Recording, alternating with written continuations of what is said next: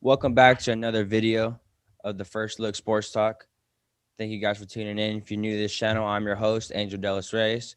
Got my co-host here. I mean, your boy Jay what? Doing it good. Going to continue to break these divisions down. I know we hit on a bunch of them, kind of hitting the getting down to the last divisions in the league. Before we get started, though, subscribe. Always subscribe. Hit that smash button or that like button. Smash it. Comment. Let us know what you guys think. But without further ado, let's get to it. Let's get down to business. We're gonna start off the Kansas City Chiefs. Went 14-2, basically unbeatable. Had a lot going on this offseason with releasing their two offensive tackles, Eric Fisher and Mitchell Schwartz. I know that was kind of a what are you guys doing? But these guys are coming off injuries, especially late in the season. So they're not even going to be ready until probably midseason. So maybe they kind of saw that and don't really want to wait on them because they definitely, when they released them, they freed up some cap space to be able to go get their big signing this offseason, grabbing Joe Tooney from the Patriots on a 5-year deal, $80 million. So they did give up a chunk of money for him, but that solidifies your interior line.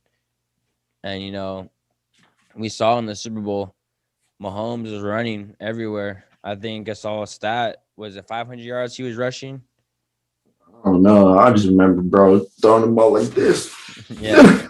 It wasn't I don't know the exact stat, but it was a crazy stat with him running in the backfield, basically running for his life every play.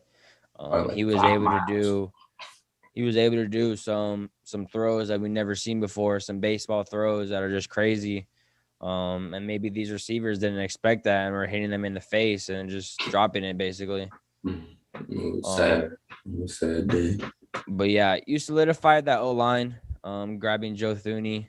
So maybe pick up some guys in the draft to fill those offensive tackles, or maybe they have some guys underneath them that can kind of fill those roles.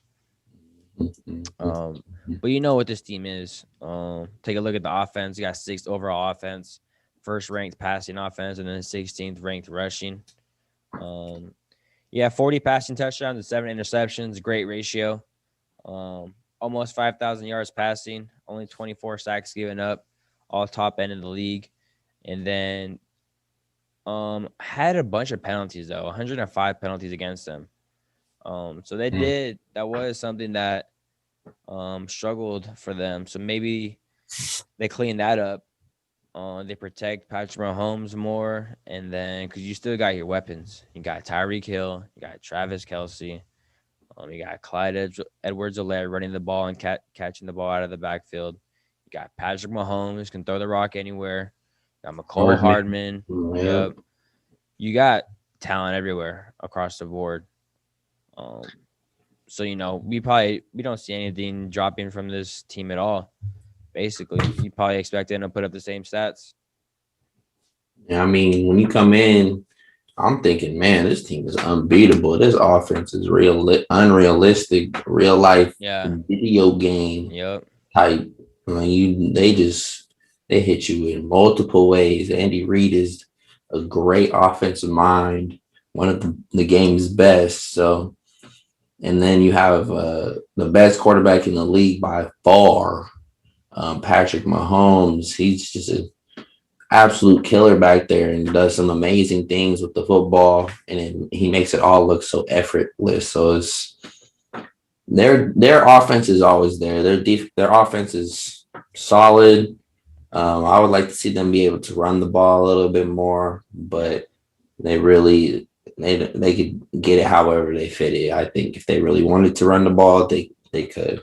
Yeah, I definitely think they could too. I think they got a little stubborn in the Super Bowl, basically saying, "Hey, we can pass the ball, we can do this. We've been doing that, hasn't failed us.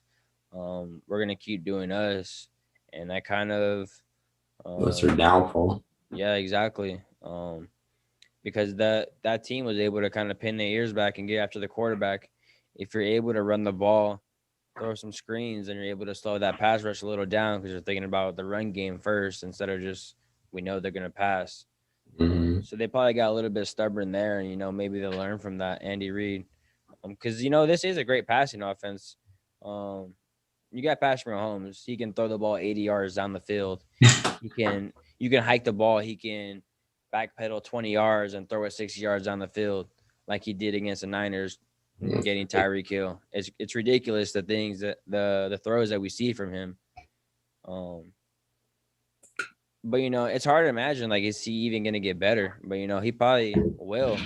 He's still so young. I think he's going into his 4th year, or maybe 5th. I know he sat for 1 year. I mean, for him, it's probably learning the game better, learning defenses, identifying coverages, because you got to be able to do this in split seconds. Like in the NFL, there's DBs. This DB at the line of scrimmage, but at the snap of the ball, he playing the deep middle. Mm-hmm. So it's really being able just to read pre-snap, get some tendencies from the pre-snap, and then post-snap being able to identify what the actual coverage is, knowing where the weak zones are, where your receivers are going to be open at, and that, and not having guys in your face 24/7. That'll probably help.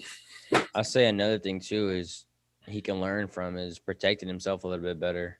Yeah, I know in this past year he loves to get them hits a little bit, and then he paid for it against the Browns, getting hit going for it on 3rd or 4th down, I think. Yeah, and he smacked his forehead on the turf, on the grass, and he got a concussion.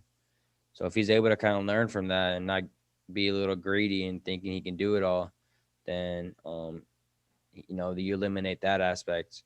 Because he's a $500 million man. You definitely don't want to see him getting hurt.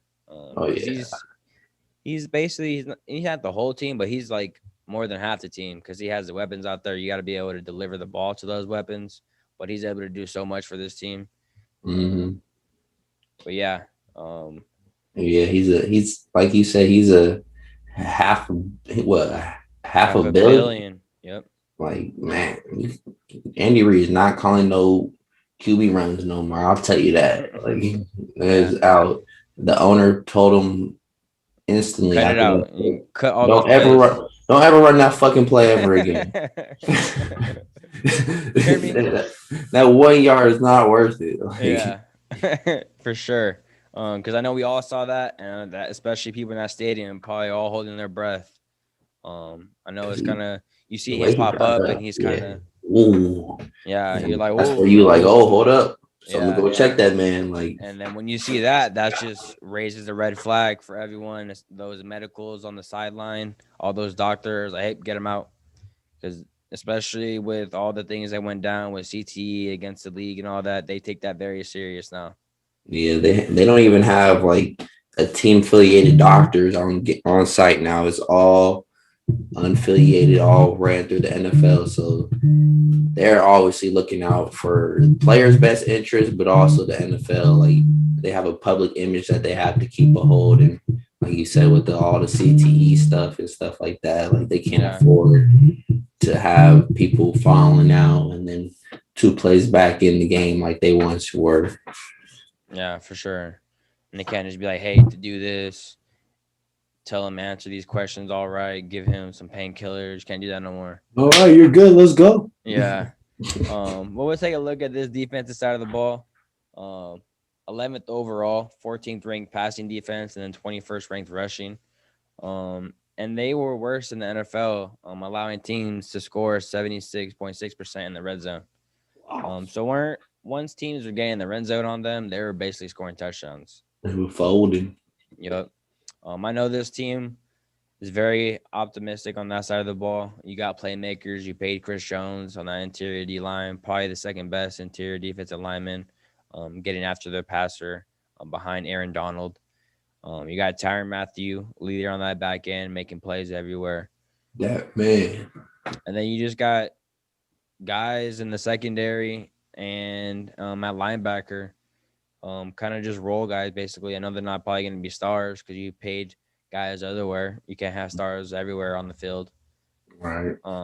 But definitely a solid defense. They're not the worst. I know you have a very potent offense, but this defense can put up numbers too. They're not the worst, I would say.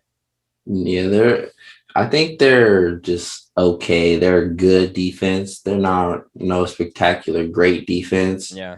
but I think it really is just based off of Tyron's motor. Like he is such a smart player.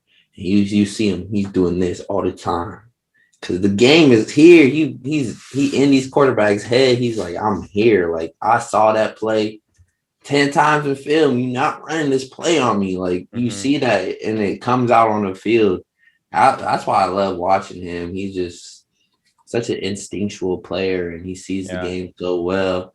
And he's great at disguising coverages. Like like I said, he's showing he's up front. He's about to play man coverage on the slot, but he's actually deep half or he's actually deep middle or something or a robber. Yeah, I just love watching him play. Yeah, I've loved Tyron too ever since the LSU days when he Right. had a Heisman run, and then going through what he went through and was able to kind of put his life back on track, and then to be able to see the success he's been able to have in the league is only a testament to what he really got his life together. Yeah, he really changed as a whole man. Like you could just see from his social media to how he carries himself on the field, how he carries himself in the media. Yeah, It's a whole different human being from the honey badger we saw at LSU. I'm sure he learned a lot from that experience. Like yeah, for for sure. real, he's good. He's a great player. I think if he continues on this path, he can go down as one of the Yeah, best to ever do it. yeah, for sure. Right. We'll take a look ahead in the draft. They do have the 31st pick because they did lose the Super Bowl, so they do got that 31st pick. I know last year they basically just picked the best player available. They just added more cream to the crop when they picked up Clyde Edwards-Helaire, just adding another weapon to that offense. Like, hey, try and stop us now.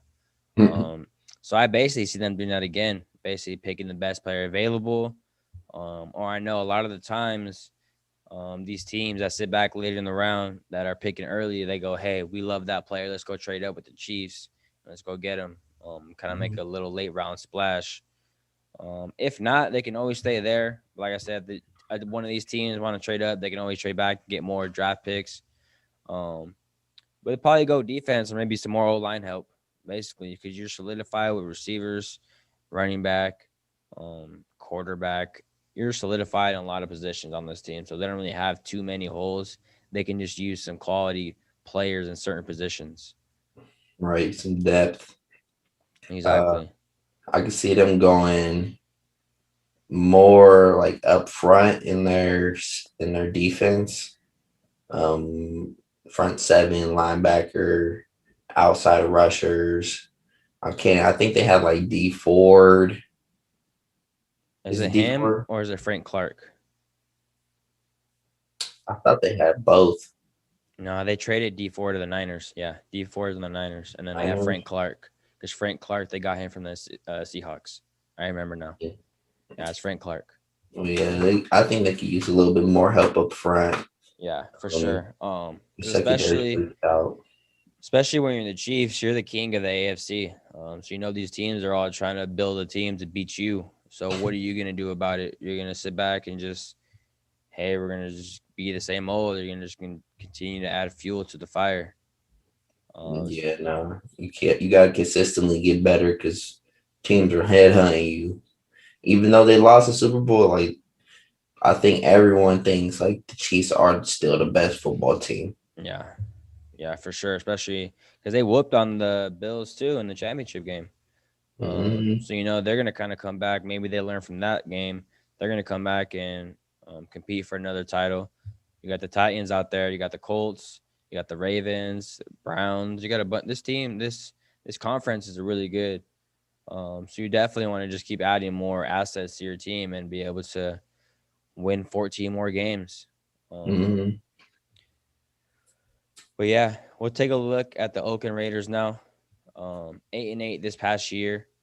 I know they also started off really good. I think they were probably 5-2, 6-3, something like that, and then they just couldn't put it together at the end of the year. They did lose a lot of guys too. Nelson Aguilar, Tyrell Williams couldn't stay healthy. They basically derailed their whole offensive line, getting rid of Trent Brown, Gabe Jackson, trading Rodney Hudson to the Cardinals. Got rid of LaMarcus Joyner.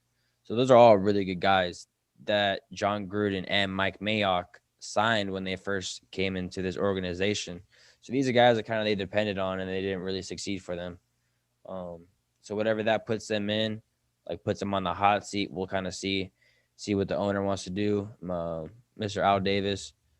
But we'll see. Yeah, I mean, you gave John Gruden $100 million, so yeah, you got you were definitely expecting some sort of Super Bowl playoff appearance by now. What, he's in his fourth, almost fifth year now. Like, I think fourth, something like that. Yeah, he's around there. So, I mean, the next step, I know you got the Chiefs in this division, and the AFC is pretty stout, but you gotta start making some playoff runs. Like you keep hovering around. You in the hunt, you in the hunt, you in the hunt, but you never there. Get there. Come on, John. So they did add John Brown and Yannick Ngakoue, but they were competing in this division. They beat the Chiefs once, and then it took a late drive from Patrick Mahomes to beat him the second time in Vegas. So they can compete. They do have the talent out there to be able to compete. It's just kind of bringing it all together. Maybe these young guys are kind of weren't focused. I know I was listening to a podcast with Max Crosby, and he was basically saying that this past year was a testament to kind of every day you have to come in and be able to lock in and not get caught up. Oh, we're 6-3. We don't got to take this game serious. You got to take every day by day in this league. You got to take it serious and kind of get better every single day. You got to work as hard, if not harder than yesterday. And maybe they've learned that because Gruden's been around. He's been with the Raiders before. Like you said, he did give him $100 million contract, 10 years as well. So maybe you just got to stay patient with them, kind of trust them. Maybe these guys come through like Clinton Farrell, their top 4 pick, Henry Ruggs last year. So they definitely need these picks to kind of come through. Josh Jacobs needs to stay healthy. Is Derek Carr the guy? I know they're always trying to improve, but we'll see. Yeah, I thought it was interesting when they started talking about the Russell Wilson, but all that stuff started just to die out. I mean, probably just because Raiders want to kill all the outside noise.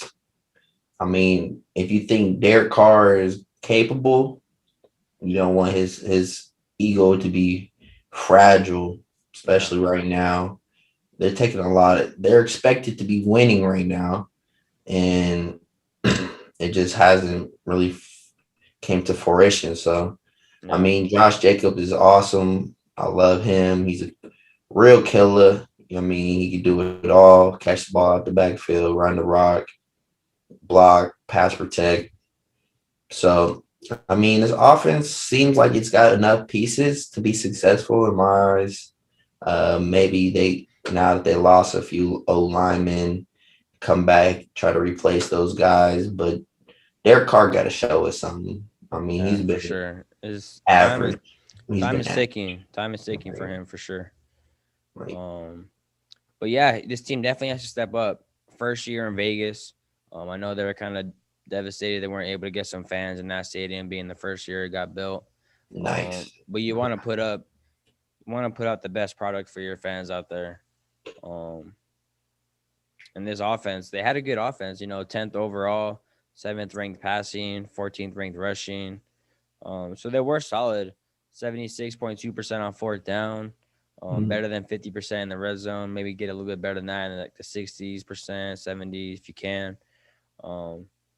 But this offense wasn't like terrible. Like Derek Carr was able to put a few games together and be impressive. But they just weren't able to stay consistent.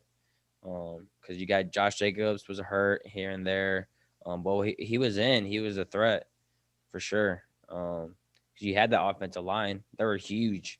And that was kind of what they were known for, basically. That offensive line could kind of come in and bully people and play some bully ball and Big run the nasty. ball.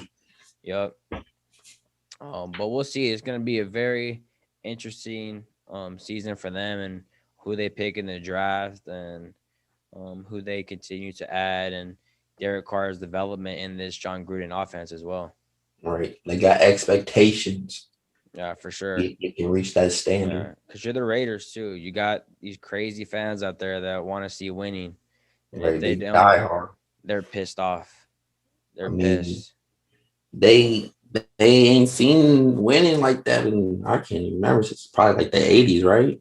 I think they won a Super Bowl in like 2000 or something, or went to the Super Bowl. I think they might have beat the Bucks or lost to the Bucks. I think they lost. The Bucks, yeah. I think the Bucks won the 2000 Super Bowl. But yeah, they haven't seen consistent winning forever.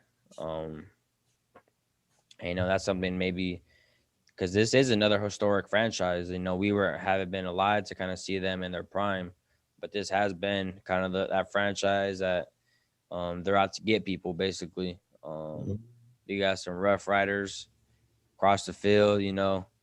And they're just basically bullies out there. But yeah, we'll take a look at the defensive side of the ball. 30th overall, 26th passing, 24th rushing, 30th in scoring defense, giving up 29.9 points a game, nearly 30. Only 21 sacks, fourth worst. And then they were allowing when opponents would go for it on fourth down, they're giving it up 82.4%. That was the worst in the NFL. I would have went for it every time. Yeah. I'm going for all fourth downs. So yeah, they couldn't stop anyone. They couldn't sack it, any quarterback. They couldn't do a lot on this side of the ball, and this probably was holding them back. But they do got some players over there too. They do got Jonathan Abram. They got like Max Crosby, Clinton Farrell, top 5 pick. Maybe he hasn't lived up to expectations.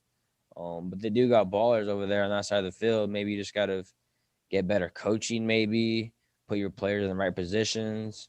Because I think one thing that these coaches really need to do is put their players, like you got to play to your personnel and not make your players fit you. You know what I'm saying? Yeah. You got to bring out the best in your players. Like that's what Bill Belichick does. And that's why he's so great as a coach, because he's able to kind of pick the things that his players are great at and put them in positions to succeed instead of asking him to do something that he's not good at, because then they're not going to be able to succeed, you know? That's facts. Yeah. Or maybe they just need to be better at bringing in guys who fit their scheme. Yep.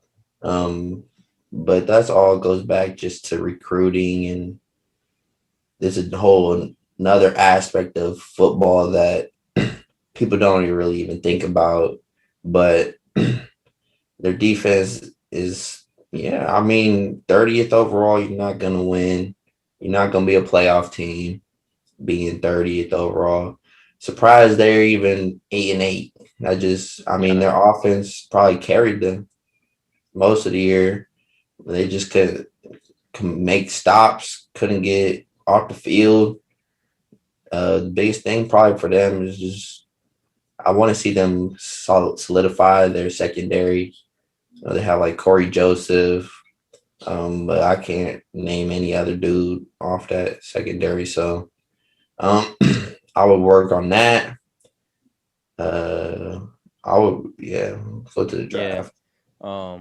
First two, before we get there, I'll probably say something that they kind of lost track of. They play in a division with the Chiefs, and so when you play the Chiefs, you're like, how do you want to pick your poison? Do you want to create a team where you just kind of focus on offense and not really focus on the defense because you got to put up a whole bunch of points? So maybe that's what they kind of do. They push all their chips in on their offense and didn't really care about the defense. Like, hey, we can have a mediocre defense and we can just have the offense score 40 points a game. Because that's what kind of the Chiefs kind of do. So maybe just kind of got big-headed and thought they can do that, and hasn't worked out for them. Yeah. I don't know. I really don't know what's happening with John Gruden there. But one thing I see just from statistics, their defense needs. Yeah. For sure. But yeah, we'll take a look at the draft. 17th pick overall. Like we've been saying, who else are you gonna go get? You need to go get some defensive help at all three levels on that defense. So yeah, I maybe grab an edge rusher, a linebacker, maybe Micah Parson drops down. No, he just ran a 4.3 at his pro day. Maybe he drops. You go get him. Maybe one of these corners. Basically anyone can help this team. I don't think you can really go wrong unless they reach for someone that we didn't expect. That someone can go in like the second round and they reach for them. As long as they kind of let the board fall to them and pick the best player available on the defensive side of the ball, you can't go wrong because you need help all along that defense. Yeah, they just need to find them, get a position where you can start, get a start. Yeah, for sure. We'll take a look at the third team in this division, the Los Angeles Chargers. I almost said San Diego. 7-9 this past year. They do have a lot of cap space. They got a new head coach, Brandon Staley, bringing him over from across the hallway, basically picking him up from the Rams, a defensive coordinator. Added an All-Pro center, Corey Linsley from the Packers, paid him 5 years, $62 million. They also signed a guard from the Steelers. So yeah, they solidified that because that was something that they really needed to do in this offseason. But they did lose some key pieces as well. They lost Mike Pouncey, longtime NFL vet at the center position. Tyrod Taylor, kind of a mentor to Justin Herbert, maybe. Trey Turner, guard. Got rid of Casey Hayward, a vet in the corner position. And then tight end, Hunter Henry. They lost him as well. You can't sign anyone. I know they franchised him this past year. And he was probably asking for too much. But yeah, you have your franchise quarterback in Justin Herbert. I know picked him 6th overall. A lot of people didn't really expect him to kind of do what he was doing, but he came on the field when Tyrod had his lung collapse, basically, 5 minutes before kickoff. He had his lungs punctured. Yeah. Get that right. You're punctured his 5 minutes before kickoff, coach comes up like, "Hey, here's the game ball. It's your turn." I was like, "Whoa, I wasn't expecting this." But he kind of came in against the Chiefs too, and kind of delivered for them all season long. I know they were always winning in their games, and then they just found some reason to lose every single game. It was crazy. Yeah, I heard a stat they lost in the last 5 minutes or the last drive 3 or 4 games, literally on the last drive. And that just comes down to coaching. Are you putting your team in practice, in those pressure positions where they have to come and overcome adversity in the last moments of the game. And it just steadily seemed like they were just right there and they just never finished. Yeah. And I mean, I don't know. You have your franchise quarterback, and you have a few pieces around him, Keenan Allen. But it just didn't seem like, I don't know. It's just an odd feeling, an odd aura with this team. I'm not sure what it is. Yeah. I think this team can do really good, to be honest, because like you were saying, they have weapons on the offensive side of the ball. They got their quarterback. They just got to upgrade that offensive line, and they got some playmakers on the defense. They just they have to put it all together, basically. Maybe their new head coach, Brandon Staley, kind of does that for them. I know I had an interesting question. I was like, was that really the right move, bringing in a defensive coordinator to kind of blossom your franchise quarterback? Because the way I see it is, if you bring in an offensive-minded quarterback or offensive-minded coach as your head coach, you can't go nowhere. With these defensive-minded head coaches, you're going to have an offensive coordinator. Let's say Herbert has a Pro Bowl type year. That coordinator is probably going to get a job somewhere else. So then he has to bring in someone new, has a whole new offense he has to learn. So that's just kind of something to consider when you did that. And I don't think maybe this is the right move. Maybe it wasn't.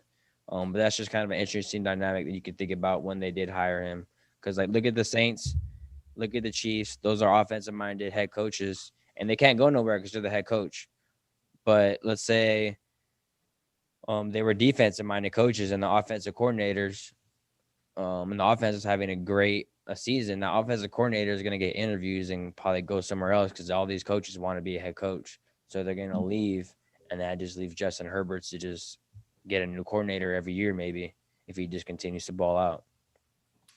I mean, hopefully you find some consistency there.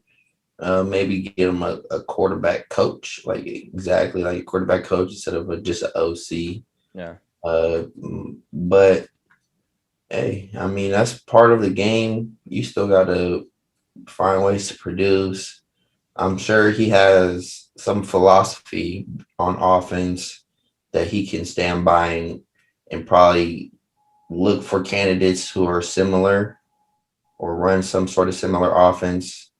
That's just an aspect of the game, yeah, like you said, that a lot of people don't think about because it's constantly changing, constantly evolving, constantly rotating doors, finding the next best up.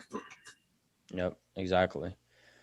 But we'll take a look at this offense. 19th overall, sixth ranked passing, 18th ranked rushing, second in conversions, 44.2% on third, 48% on fourth, and then 57.1 in the red zone.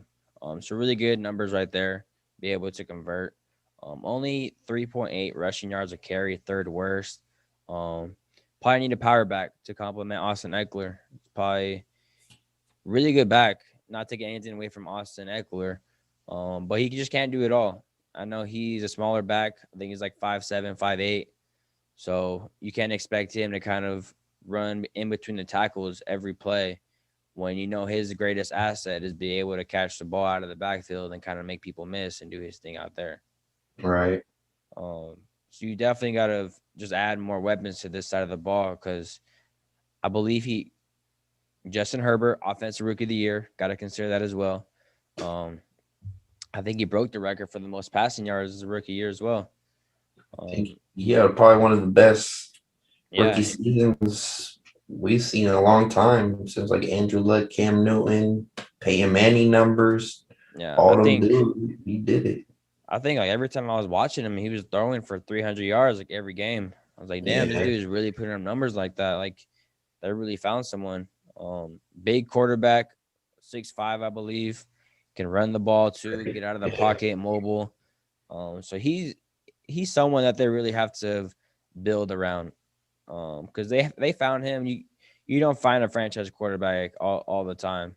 So when you got one, you got to kind of continue to help him develop and surround him with the best chance to be successful.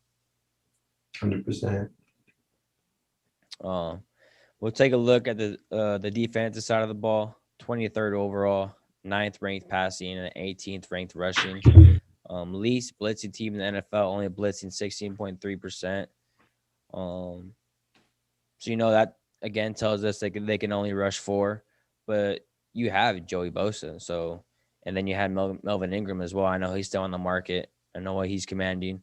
I know he's getting up there in age as well. But you got Joey Bosa, $100 million man. He can beat anyone one-on-one. He's a premier pass rusher in this league, so you don't need to blitz a lot. And then they do bring in that defensive-minded coach too. He had the number 1 defense last year in the Rams, so he can kind of come in and solidify these numbers a little bit better. Yeah, I think it's gonna be an interesting aspect to see how this defense does, especially losing Casey Hayward. And that's a big loss in your secondary. Front 7 seemed like it's pretty solid. This defense probably I could just see they just need to be able to lock down. That fourth quarter is over. Like when the defense step on the field, they gotta have that mentality. Like, okay, no one's scoring. Yeah, I don't care what you do. You're not stopping to cross that line. And once they start having like dudes like that in their secondary, dudes like that across their defense, their whole team embodies that feeling that I don't know what it is. I don't even know what the word is, but you feel me? Once you have that, hopefully that their new coach brings in that mentality. I think this team is going to be right there in the mix. I mean, Yeah. right there. I feel like they're a few games from being a double-digit win team. So, yeah, as long as that offense continues to progress, and then hopefully you stay healthy on this side of the ball too. Because I think a lot of I know like I kind of forgot about Derwin James as well. He's a kind of do everything safety that was hurt in training camp last year and is out for the season. Then you also got Kenneth Murray, their first round pick last year. So if he can kind of continue to develop as well. But those are three playmakers on all three levels. So if you're able to kind of, like we've always said, bring in those role players and kind of build around them, then you're solid. Get them in the draft, get some veterans in free agency, and then you have a solid defense, especially with the defensive minded coach is very young and very innovative. He can do a lot for this team. Take a look at the draft. Have the 13th pick overall. I basically don't see them doing nothing else but picking all linemen. You got your center. You picked up a guard in free agency. Go get yourself some tackles, for sure.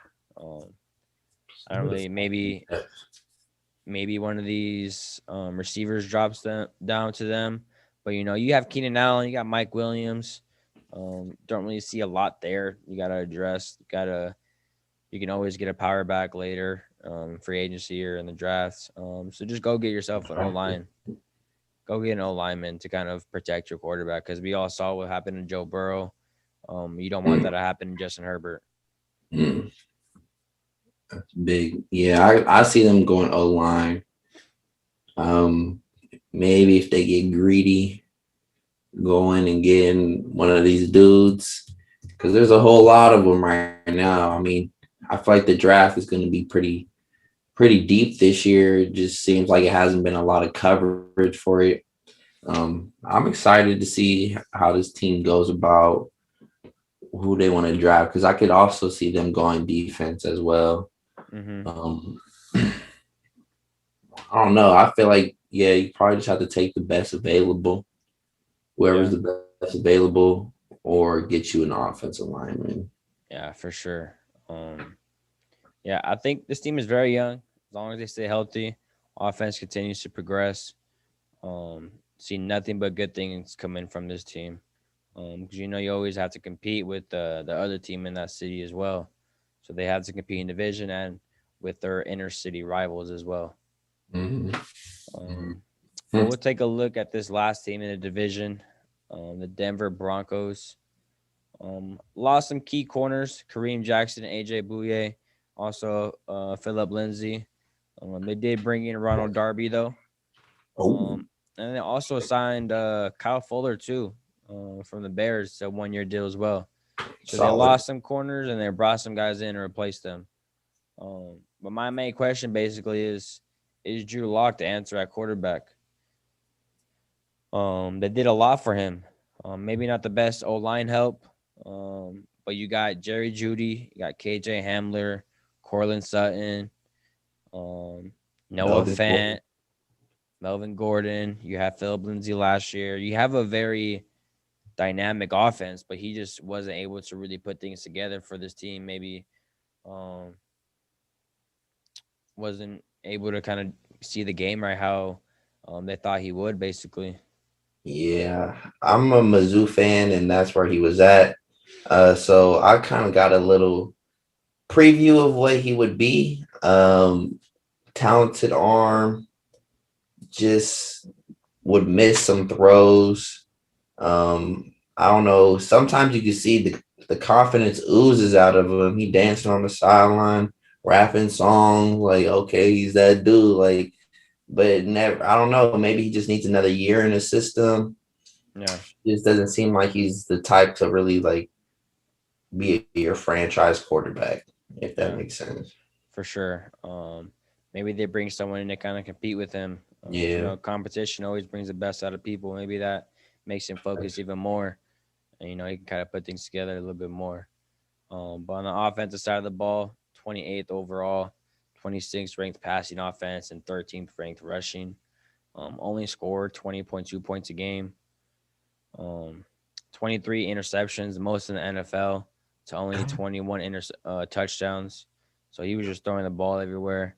They did only have 81 penalties all season long. They were top 5 in that aspect of the game, so they were very disciplined in that. And then back to QB flaws, 72.5 passer rating, league worst. And then you did see them kind of be all the quarterbacks a little bit unselfish and a little bit just being not mindful with COVID, because in one game they were all unavailable. And then they had to get Kendall Hinton started basically that game and really didn't do nothing. He was a wide receiver. Practice. What was he was like a practice squad player? Yeah, he was a practice squad wide receiver. I know the Broncos, they even tried to have their QB coach suit up and play the quarterback position. I saw that, and there's no way. Yeah. Because, you know, what do you do at that point? Like, if all the QBs are gone, you're like, well, what do we do? Who knows the offense the best, basically? Mm-hmm. So, yeah, maybe that kind of showed maybe a little bit immaturity throughout the whole offensive, the whole QB room. But like we said, they do have weapons. Jerry Jeudy, solid wide receiver they picked up last year. Cortland Sutton, seeing some flashes from him. Noah Fant, versatile tight end. And then Melvin Ingram, really good back as well. But like we said, too many turnovers. This team was up and down. I know 1 week they're beating the Patriots, and next week they come back and get routed by the Bills. So this team was just up and down. I know they competed with the Chiefs for 3 quarters and then couldn't put out the victory. So this team was really up and down all season long, I would say, or on this side of the ball at least. Yeah, I think they just need some leadership from their quarterback, more consistency from their quarterback. Mm-hmm. I would like to see them bring in, I don't know, what are they picking? They might be able to get someone for at 9. I know they were in talks for Deshaun. They're one of the few teams that had some pieces and some cap that they could be in those type of talks. We'll see how that turns out these next upcoming weeks and months. But yeah, they need to be better there. Their defense, I mean, we'll talk about that. Go ahead. Yeah. So we'll take a look at the defense side of the ball. 25th overall, 17th ranked passing, 25th ranked rushing. Gave up 4.8 yards a carry, top 5 worst in the league. 106 penalties against them, second worst in the league. But, you know, always a bright spot is they do have a lethal pass rush with Bradley Chubb and Von Miller. So, you know, you can always rely on them. And then they did pick up some really solid corners. I know they have Justin Simmons they just signed for their safety slot. Maybe just get a linebacker or some more corner help. We'll kind of see how they want to do that in the draft or in free agency. I can see inside backers, inside interior D linemen. Mm-hmm. Really need to be able to solidify on all levels. I could see they probably have to go free agent and draft just to solidify their whole team because they have a lot of holes. The team went 5-11. So, I mean, it's not just one area. It's multiple things. But one thing you got to look out for, Von Miller's getting up there in age. Yep. So how much longer do you have with him to make another push in the playoffs?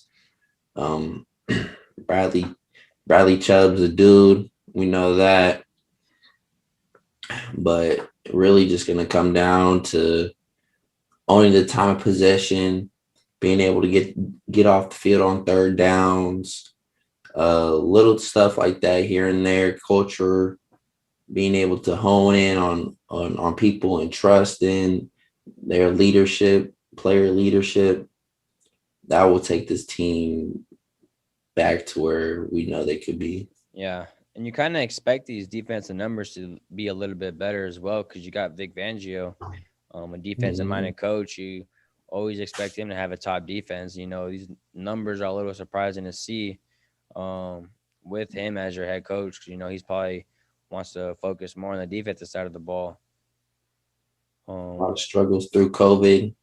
Yep. A lot of, new people coming in, trying to learn things, no OTAs, no virtual training camps and stuff like that. So, yeah, you could get worse from here, but it'd be hard to be worse than this. Also, something to consider too is John Elway stepped down as GM as well too.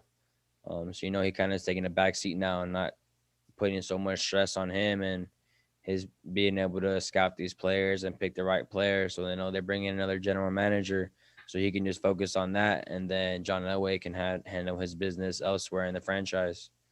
So maybe that is something that they needed as well. And that kind of, you just see the trickle down effect in the team from the top spots in the organization. But we'll take a look in the draft. Have the 9th overall pick. They can go a couple different ways. Could go offensive tackle maybe if one of these guys fall. You can go defensive side of the ball with either a corner. I don't really see no interior D lineman out there that can be worth this 9th pick. Maybe a linebacker, like we said, Micah Parsons. Maybe someone like that. They can go a bunch of different ways, but they can definitely get a starter here. Solid player that can contribute. Because that's what they need. Or maybe a quarterback too. Maybe Justin Fields falls for them, or maybe they want to trade up with the Falcons or Bengals or someone like that. Maybe they can go trade up and get one of those 5 quarterbacks that people are that want. Mm-hmm. So they can go a bunch of different ways, but they just got to improve for sure, especially when you have this division. You got the Chiefs out there solidified. You got the Chargers on the rise. Who knows what's going to happen with the Raiders, but you definitely have to improve because you got those. You're basically going against the Chiefs, and you definitely have to improve because you got to put up points with them for sure.